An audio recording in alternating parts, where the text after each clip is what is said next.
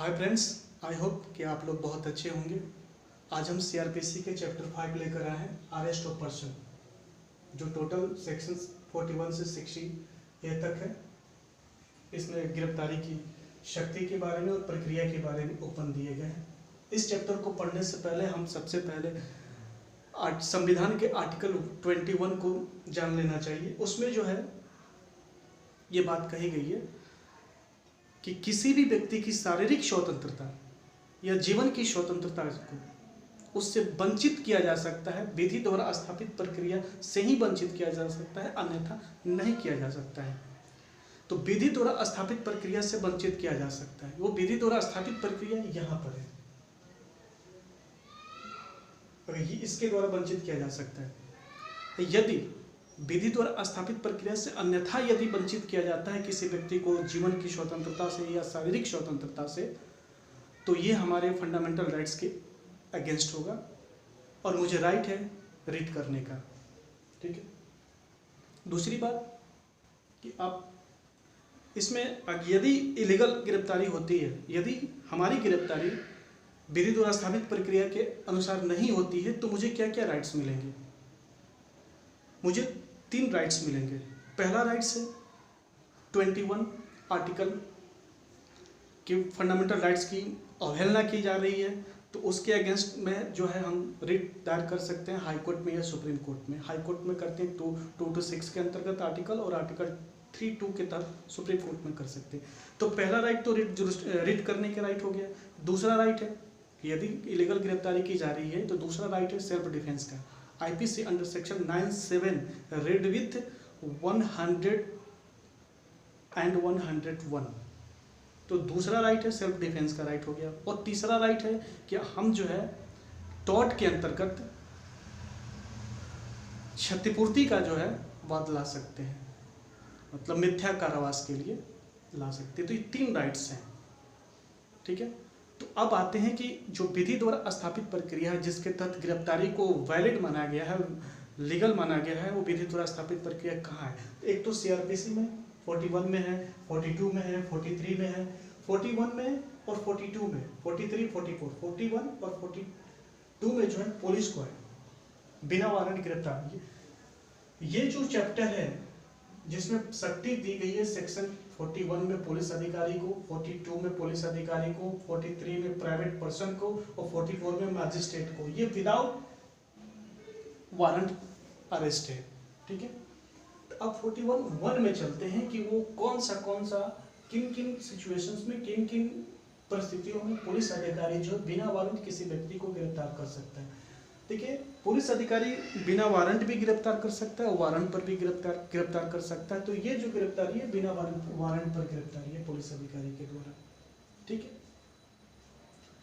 तो पहले पे आते हैं 41 सब सेक्शन 1 का ए है, पुलिस अधिकारी की उपस्थिति में, प्रेजेंस में कॉग्निजेबल ऑफेंस कमिट किया जा रहा है। यदि कोई व्यक्ति जो है पुलिस अधिकारी की उपस्थिति में कॉग्निजेबल ऑफेंस कमिट करता है तो वो पुलिस अधिकारी बिना वारंट उसे गिरफ्तार कर सकता है। दूसरा है पुलिस अधिकारी को रीजनेबल कंप्लेंट मिला है या क्रेडिबल इंफॉर्मेशन प्राप्त हुई है कि वो कोई व्यक्ति जो 7 वर्ष तक या 7 वर्ष से नीचे का जो है ऑफेंस कमिट किया है, तो उस व्यक्ति को पुलिस अधिकारी बिना वारंट गिरफ्तार कर सकता है।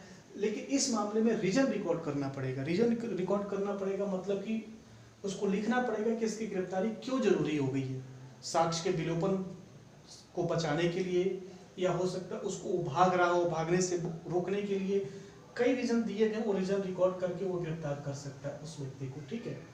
तीसरा है पुलिस अधिकारी को क्रेडिबल इंफॉर्मेशन मिला है, कोई विश्वसनीय सूचना मिली है कि कोई व्यक्ति जो है अपराध कमिट किया है और वो अपराध जो 7 वर्ष से ऊपर का है, ठीक है, या आजीवन कारावास का है या कैपिटल सेंटेंस का है, तो उसमें क्रेडिबल इंफॉर्मेशन मिला। और इस क्रेडिबल इंफॉर्मेशन के आधार पर रीजन टू बिलीव, विश्वास करने का कारण है उसको कि उस व्यक्ति ने ये अपराध कमिट किया है 7 वर्ष से ऊपर का, जिसमें ऐसा अपराध किया है जिसमें सजा 7 वर्ष से ऊपर का है या आजीवन कारावास का या कैपिटल सेंटेंस का है। तो इस व्यक्ति को पुलिस अधिकारी बिना वारंट गिरफ्तार कर सकता है। रीजन रिकॉर्ड करने की जरूरत इस वाले में नहीं, लेकिन इस वाले में। ठीक है। चौथे पे आते हैं प्रोक्लाइम्ड ऑफेंडर है। ठीक है। प्रोक्लाइम्ड ऑफेंडर है उद्घोषित अपराधी है, या तो उस उद्घोषित अपराधी या तो उसके सीआरपीसी के उपबंधों के अंतर्गत उसकी घोषणा की गई है कोर्ट के द्वारा under section 82 sub section 4 CrPC के तहत हाईकोर्ट के द्वारा। यहाँ पर क्या होता है कि हाईकोर्ट डिक्लेयर करती है प्रोक्लेमेशन ऑफ इंडर, और या तो स्टेट गवर्नमेंट के ऑर्डर के द्वारा उसको प्रोक्लेमेशन ऑफ इंडर डिक्लेयर किया गया है, तो उस व्यक्ति को बिना वारंट पुलिस अधिकारी गिरफ्तार कर सकती है। ठीक है, तो इसमें क्या 82(4) में क्या होता है कि कोर्ट किसी व्यक्ति को कोर्ट में अपीयर होने के लिए सम्मन जारी करता है, सम्मन मामलों में वारंट जारी करता है। यदि वारंट जारी करने के बाद वो व्यक्ति न्यायालय में अपीयर नहीं हुआ तो उसके बाद का प्रोसेस होता है कि वो एक उद्घोषणा जारी करता है, प्रोक्लेमेशन जारी करता है 82(1) के अंतर्गत, और उसमें एक समय और डेट दे दी जाती है कि इस समय पर इस जगह पर आप न्यायालय हाजिर हो। यदि 82(1) के प्रोक्लेमेशन के बाद भी वो व्यक्ति न्यायालय में हाजिर नहीं होता है तो लास्ट में 82(4) का प्रोक्लेमेशन ऑफ इंडर डिक्लेयर किया जाता है, और वो अभियुक्त मेजर ऑफेंस किया हो तो उसमें प्रोक्लेमेशन ऑफ इंडर 82(4) के अंतर्गत कोर्ट उसे डिक्लेयर कर सकती है। और जैसे ही कोर्ट डिक्लेयर करती है या स्टेट गवर्नमेंट अपने ऑर्डर द्वारा डिक्लेयर करता है प्रोक्लेमेशन ऑफ इंडर को, तो पुलिस अधिकारी को बिना वारंट गिरफ्तार करने की शक्ति यहाँ मिल जाती है इस मामले में।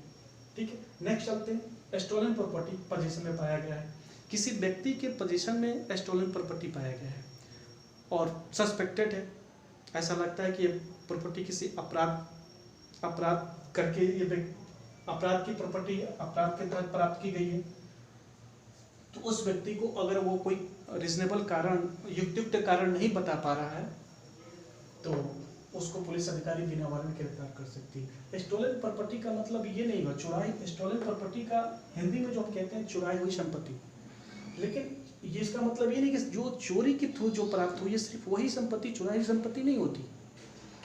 इसका आप डेफिनेशन 410 में जो है 410 आईपीसी में आप पढ़िएगा तो इसका डेफिनेशन दिया गया है। उसमें क्या है कि 4 तरह के संपत्ति को जो स्टोलन प्रॉपर्टी माना गया। पहला है 379 के तहत जो संपत्ति प्राप्त की गई, यानी कि चोरी के थ्रू जो संपत्ति प्राप्त होती है उसको भी स्टोलन प्रॉपर्टी माना जाता है 410 के अंतर्गत। दूसरा है आपको 410 के बाद रॉबरी लूट के द्वारा जो संपत्ति प्राप्त की जाती है उसको भी स्टोलन प्रॉपर्टी माना जाता है। तीसरा एक्सटॉर्शन उद्यापन के द्वारा जो संपत्ति प्राप्त की जाती है उसको भी स्टोलन प्रॉपर्टी माना जाता है, और आपराधिक दुर्विनियोग करके भी जो संपत्ति प्राप्त की जाती है उसको भी स्टोलन प्रॉपर्टी माना जाता है। तो ये स्टोलन प्रॉपर्टी में 4 प्रकार की संपत्तियां शामिल है, इसकी डेफिनेशन आप 410 आईपीसी में आप देख सकते हैं। ठीक है, तो यदि किसी व्यक्ति के कब्जे में स्टोलन प्रॉपर्टी पाई जाती है और वो व्यक्ति अपना युक्तियुक्त कारण नहीं बता पाता है कि वो क्यों वो संपत्ति रखा है, कैसे संपत्ति उसके पास आई है, तो पुलिस उस व्यक्ति को बिना वारंट गिरफ्तार कर सकती है। ठीक है, नेक्स्ट पे आते हैं। नेक्स्ट पे पुलिस अधिकारी जो है अपना ड्यूटी फॉलो कर रहा है, अपना कर्तव्य का निर्वहन कर रहा है, उस कर्तव्य के निर्वहन में कोई व्यक्ति उसमें बाधा पहुंचा रहा है तो उस व्यक्ति को बिना वारंट पुलिस अधिकारी गिरफ्तार कर सकता है। ठीक है, या दूसरी सिचुएशन ये है कि कोई ऐसा व्यक्ति है जो लॉफुल कस्टडी से लॉफुल कस्टडी है, विधि सम्मत कस्टडी है, उससे वो भाग गया है या भागने की कोशिश कर रहा है, उन व्यक्तियों को भी पुलिस अधिकारी बिना वारंट गिरफ्तार कर सकते हैं। ठीक है, नेक्स्ट चलते हैं सेंट्रल आर्म्ड फोर्स डिजर्टर। ठीक है, इसमें क्या हुआ कि सेंट्रल आर्म्ड फोर्स है उससे भागा हुआ कोई सैनिक है उसको भी बिना वारंट गिरफ्तार कर सकता है पुलिस अधिकारी। ठीक है, नेक्स्ट पे चलते हैं ऑफेंस कमिट आउटसाइड इंडिया। ठीक है, extradition law otherwise liable detain. अच्छा, कोई ऐसा व्यक्ति है जो भारत से बाहर अपराध किया है, यदि वो भारत में करता वो दंडनीय था, तो भारत से बाहर किया है और वो व्यक्ति जो है प्रत्यक्ष विधि के तहत या अन्य विधि के तहत जो भारत में डिटेन करने के भागी है, तो उस व्यक्ति को बिना वारंट पुलिस अधिकारी गिरफ्तार कर सकता है। ठीक है, नेक्स्ट चलते हैं रिलीज्ड कन्विक्ट पर्सन है। ऐसा कोई व्यक्ति, कभी कभी ये होता है कि न्यायालय को पावर है 360 आपको सीआरपीसी में भी है कि वो किसी व्यक्ति को ट्रायल करने के बाद वो कन्विक्ट कर सकता है। कन्विक्ट करने के बाद जो है वो कोई जरूरी नहीं है कि वो सेंटेंस पास करे, और कन्विक्ट करने के बाद रिलीज भी कर देता है कि आप दोषित करने के बाद छोड़ देता है कुछ कंडीशन के बाद, यदि जैसे कि उसका गुड कैरेक्टर जो है कैरेक्टर गुड है, फर्स्ट टाइम ऑफेंस कमिट करके आया है, प्रीवियस कन्विक्टेड पर्सन नहीं है, तो वो जो है उस व्यक्ति को जो कन्विक्ट तो कर दिया लेकिन सेंटेंस पास करने के बजाय उसे छोड़ देता है। तो ऐसी हालत में यदि किसी कोर्ट के द्वारा कन्विक्टेड पर्सन को रिलीज किया गया है और वो व्यक्ति जो 356(5) के रूल को ब्रीच किया है, यानी कि उसमें कंडीशन इम्पोज किया गया था कि तुम बाहर तो जा रहे हो लेकिन अगर तुम अपना एड्रेस चेंज किए तो उस एड्रेस का जो नए एड्रेस को जो है सूचना कोर्ट को दोगे, यदि कोर्ट को नहीं दोगे तो ब्रीच माना जाएगा। तो वो व्यक्ति जो है रिलीज कन्विक्टेड पर्सन जो है नए पते का सूचना जो कोर्ट को नहीं दिया, तो ऐसे व्यक्ति को पुलिस अधिकारी जो बिना वारंट गिरफ्तार कर सकते हैं। ठीक है, नेक्स्ट आगे चलते हैं। रिक्विजिशन, रिटर्न या ओवरऑल अनदर पुलिस ऑफिसर। ठीक है, एक पुलिस अधिकारी को दूसरे पुलिस अधिकारी के द्वारा अधिपेक्षा प्राप्त होती है रिटेन में या ओरल में कि आप उस व्यक्ति को गिरफ्तार करो। तो इस सिचुएशन में पुलिस अधिकारी जो है उस व्यक्ति को बिना वारंट गिरफ्तार कर सकता है। ठीक है, तो 41(1) में जो टोटल जो है ये ग्राउंड है 10 है, 1 2 3 4 5 6 7 8 9 10, टोटल 10 ग्राउंड है। इस ग्राउंड के आधार पर पुलिस अधिकारी बिना वारंट गिरफ्तार कर सकता है। आगे चलते हैं 41(1) 41(2) में बार है। ठीक है, no arrest without warrant in non cognizable offence. स्पष्ट लिखा गया है कि पुलिस अधिकारी नॉन कॉग्निजेबल ऑफेंस में बिना वारंट के गिरफ्तारी नहीं कर सकती है। यह बिल्कुल स्पष्ट बात है, लेकिन कर सकती है। इसका एक्सेप्शन 42 में दिया गया है कि यदि कोई व्यक्ति पुलिस अधिकारी की उपस्थिति में असंज्ञ अपराध कारित करता है, छोटा अपराध कारित करता है, कमिट करता है, और पुलिस अधिकारी जो है उससे नाम और पता पूछ रहा है, नाम और पता पूछने पर वो व्यक्ति जो है नाम और पता मिथ्या बता रहा है या बताने से इनकार कर रहा है, तो इस सिचुएशन में पुलिस अधिकारी बिना वारंट उस व्यक्ति को गिरफ्तार कर सकता है। तब तक के लिए ये कि जब तक कि वो अपना सही एड्रेस के बारे में जानकारी ना दे दे। यदि वो सही जानकारी दे देता है तो फिर इसको छोड़ सकता है वो बॉन्ड एग्जीक्यूट करके। ठीक है, तो ये 41 में ग्राउंड्स है जो जिसमें पुलिस अधिकारी बिना वारंट गिरफ्तारी करती है। दूसरा में बिल्कुल एकदम रिस्ट्रिक्शन है, गिरफ्तारी नहीं हो सकती है नॉन कॉग्निजेबल ऑफेंस में, लेकिन इसके एक्सेप्शन 42 में दिए गए हैं कि वो गिरफ्तारी कर सकता है। नॉन कॉग्निजेबल ऑफेंस में भी पुलिस अधिकारी बिना वारंट गिरफ्तारी कर सकता है। सिचुएशन वही है जो मैंने बताया अभी कुछ देर पहले कि पुलिस अधिकारी की उपस्थिति में नॉन कॉग्निजेबल ऑफेंस कमिट किया जाता है किसी व्यक्ति के द्वारा, और पुलिस अधिकारी उस व्यक्ति से जो है एड्रेस और पता पूछ रहा है लेकिन वो मिथ्या बता रहा है, झूठ बता रहा है, ऐसा लग रहा है पुलिस अधिकारी को या बताने से इनकार ही कर रहा है, तो उस दौरान वो बिना वारंट उसे गिरफ्तार कर सकते हैं। ठीक है, नेक्स्ट आगे चलते हैं। आगे 43 वाले सेक्शन में जो है इसमें पावर है प्राइवेट पर्सन को गिरफ्तार करने की बिना वारंट। ठीक है, पावर है प्राइवेट पर्सन को। प्राइवेट व्यक्ति जो है एक आम व्यक्ति जो पुलिस अधिकारी नहीं है, मजिस्ट्रेट नहीं है। प्राइवेट पर्सन का मतलब यहाँ अदर देन पुलिस ऑफिसर या मजिस्ट्रेट, पुलिस अधिकारी को छोड़कर मजिस्ट्रेट को छोड़कर जो अन्य व्यक्ति आम व्यक्ति वो भी गिरफ्तारी कर सकते हैं बिना वारंट। वो कब कर सकते हैं ये देखिए, इस इन सिचुएशन में इन कंडीशन को फॉलो करते हुए कर सकते हैं। वो कौन सा है? प्राइवेट व्यक्ति की उपस्थिति में कोई अन्य व्यक्ति जो है नॉन बेलेबल ऑफेंस और कॉग्निजेबल ऑफेंस कमिट करता है। नॉन बेलेबल और कॉग्निजेबल दोनों साथ में होना चाहिए, अलग अलग नहीं। ये नहीं कि सिर्फ नॉन बेलेबल ऑफेंस कमिट किया तो वो गिरफ्तार कर ले, नहीं। ऐसा ऑफेंस होना चाहिए जो अपने नेचर में नॉन बेलेबल भी हो और कॉग्निजेबल भी हो, दोनों। तो उस सिचुएशन में जो है वो व्यक्ति उसको गिरफ्तार कर सकता है या करवा सकता है। दूसरा सिचुएशन है प्रोक्लेमेंट ऑफ इंडर है, उद्घोषित अपराधी है, या तो 82(4) के अंतर्गत बाय कोर्ट के द्वारा है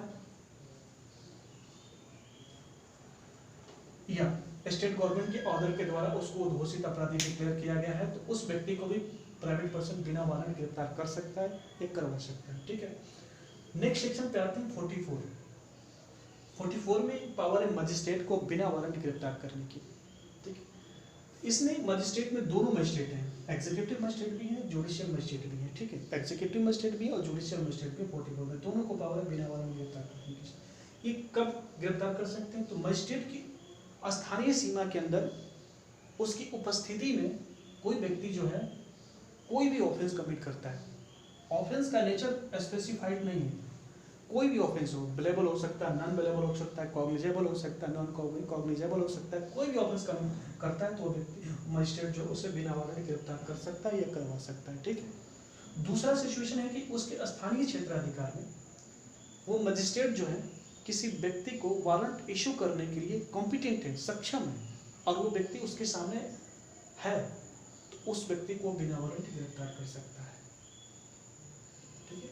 तो आज हमने चैप्टर 5 को arrest of person, chapter 5 CrPC जो 41 से 60 ए तक है, इसका फर्स्ट सेट जो है पावर ऑफ अरेस्ट, पुलिस अधिकारी, प्राइवेट पर्सन और मजिस्ट्रेट। पुलिस अधिकारी को 41(1) में है और 42 में है। 42 में जो पावर है वो एक अपवादिक पावर है, एक्सप्रेस अपवादिक पावर, अपवाद के रूप में पावर दी गई है। दूसरा है 43 में प्राइवेट पर्सन को अधिकार है दो मामलों में, और मजिस्ट्रेट को भी अधिकार है बिना वारंट गिरफ्तार करने के लिए 2 मामलों में। इसके साथ साथ हम लोगों ने संविधान के आर्टिकल 21 को थोड़ा सा रेफरेंस में रखकर पढ़े हैं कि उसमें जो दिया गया है कि बिना विधि द्वारा स्थापित प्रक्रिया कि किसी भी व्यक्ति को शारीरिक स्वतंत्रता से या जीवन की स्वतंत्रता से वंचित नहीं किया जा सकता।